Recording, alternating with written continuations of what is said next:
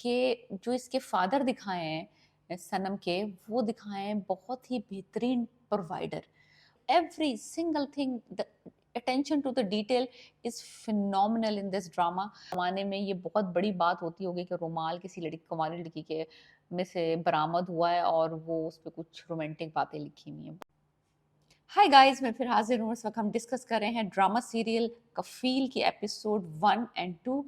ARY digital पे drama शुरू हुआ है दिस इस वीक, और इसकी मेन कास्ट में है सनम सईद और इमाद इरफानी। दोनों बहुत अच्छे एक्टर्स हैं, बहुत अच्छे प्लॉट चूज करते हैं। ऐसे ही रैंडम ड्रामों में ये लोग काम नहीं करते। तो मैं ये प्रिडिक्ट करने वाली हूँ कि ये ड्रामा जो होगा ये डेफिनेटली डेफिनेटली ब्लॉकबस्टर होगा, बिकॉज ऑफ इस director Meesam Naqvi and the writer Umera Ahmed, जो कि शहरजाद और जिंदगी गुलजार है की राइटर रह चुकी हैं। दोनों ड्रामे बहुत अच्छे हैं, डायरेक्टर बहुत अच्छा है, एक्टर्स की जो पूरा लाइनअप है बहुत अच्छा है, स्टोरी की वाइब बहुत अच्छी है। ये 2 एपिसोड इतने कोई क्यूट और इतनी अच्छी वाइब थी इन ड्रामा।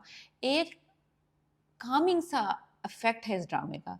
अगर आपने 1980s और लेट 80s के ड्रामे देखे हो, सायरा बानो, राहत काज़मी और जो सुल्ताना सिद्दीकी प्रोडक्शंस के ड्रामे होते थे, बहुत ही मेलो और बहुत ही powerful performances and dialogues. Like आपको रियली सुनना पड़ेगा कि आगे वाला बंदा कह क्या रहा है। ये नहीं कि आप खा भी रहे हैं और आप बातें भी कर रहे हैं और ड्रामा चल रहा है और ड्रामा कहीं नहीं जा रहा।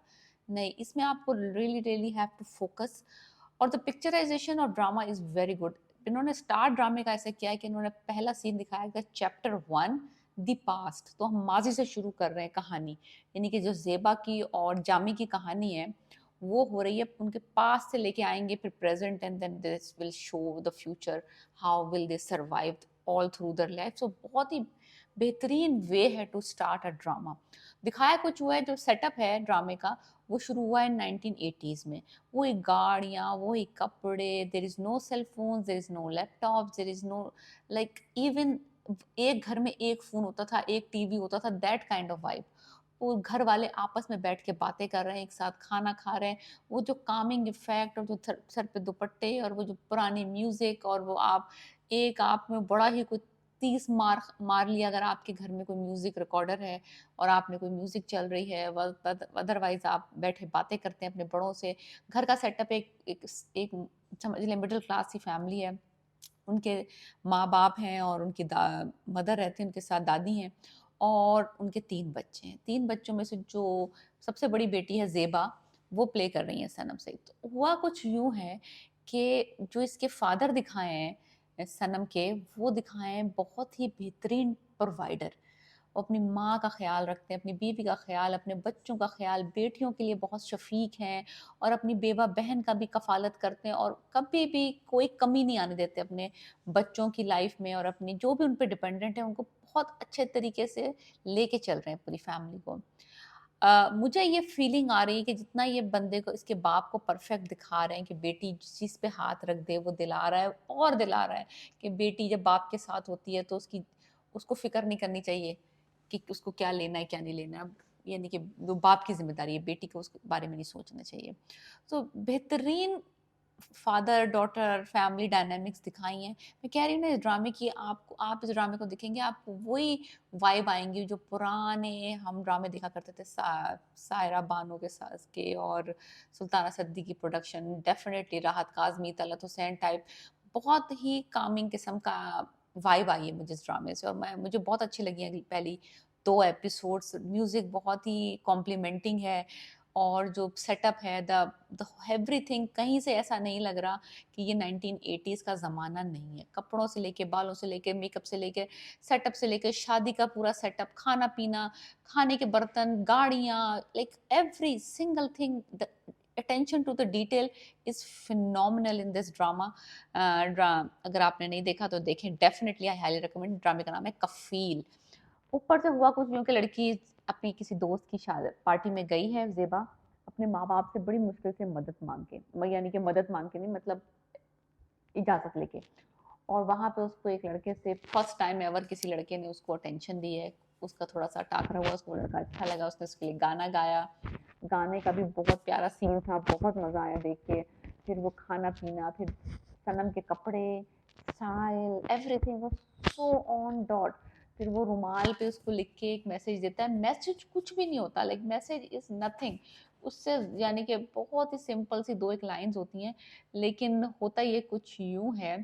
और उनका थोड़ा सा रोमांटिक इंटरेक्शन दिखाया, आंखें आंखों का, और थोड़ा सी बातचीत, like literally for few sentences. लेकिन वो लड़की को वो लड़का पसंद आया, he was very cute, very nice, he was singing, he was looking cute. So बंदी को पहली दफा कोई लड़का पसंद आया, वो उसको क्रश, पहला पहला crush type kind of situation, बहुत सॉफ्ट सा रोमांस दिखाया। और उसके बाद वो रुमाल लेके घर आ जाती है, और वो रुमाल उसकी माँ पकड़ लेती है। और माँ जो है वो ओवर ही एक्साइटेड कि भाई अगर पहले तुम अपनी बेटी से तो पूछो। खैर एनीवेज उस जमाने में ये बहुत बड़ी बात होती होगी कि रुमाल किसी लड़की, कुंवारी लड़की के में से बरामद हुआ है, और वो उस पर कुछ रोमांटिक बातें लिखी हुई हैं। बातें क्या थी, दो लाइनें लिखी हुई थी। तो वो बाप के पास जाती है और बड़े ही दर्दनाक अंदाज में कि मैंने तरबियत अच्छी नहीं की आपकी बेटी की, हमें इसकी शादी, जब लड़कियों के पास से रुमाल निकलने शुरू हो जाए तो उनको ब्याह देना चाहिए। तो इन दोनों लोगों ने इतनी पैनिक की कि जो पहला रिश्ता आया था उसी को हाँ कह दी।